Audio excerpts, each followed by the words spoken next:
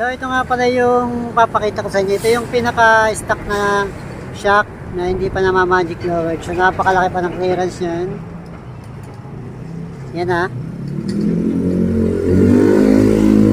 So malaki yan. Tapos dito, malaki din. So ito naman yung after ng magic lowered. So papakita ko sa inyo. Semi-unit is 8.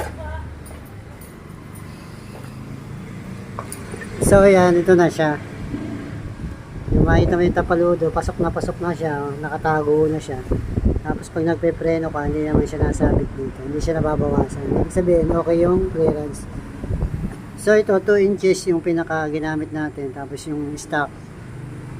Then, pantay lang yun siya dito. So hindi siya delikado. Ibig sabihin, malalagyan pa natin ng isang stock na tornilyo dito para sa kanya. So safe na safe. Then yung play niya, maabot lang siya ng 1 inch. Yan. So ipapakita ko sa inyo yung pinaka play niya. So kahit mag-preno ka ng sagad, hindi siya sasagad dito. And hindi rin siya nalagutok. Yung iba kasi nalagutok. So ito yung video ng aking sample. So palagay ko yung camera. Yan. Then i-play natin. Ipapakita ko sa inyo na hindi siya lumalagutok.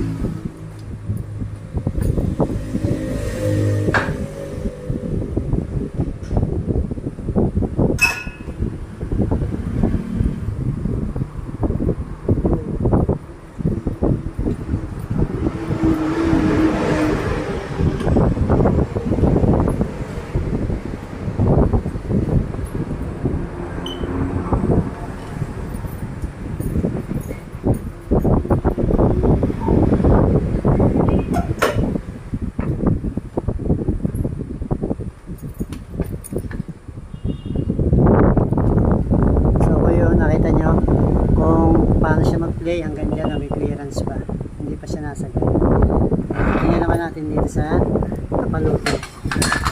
Ayan, sa tapaluto.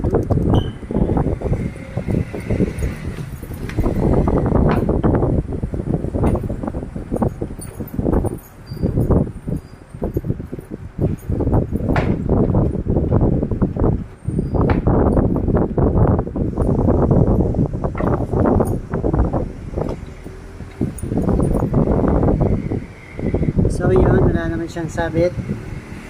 All goods. All goods.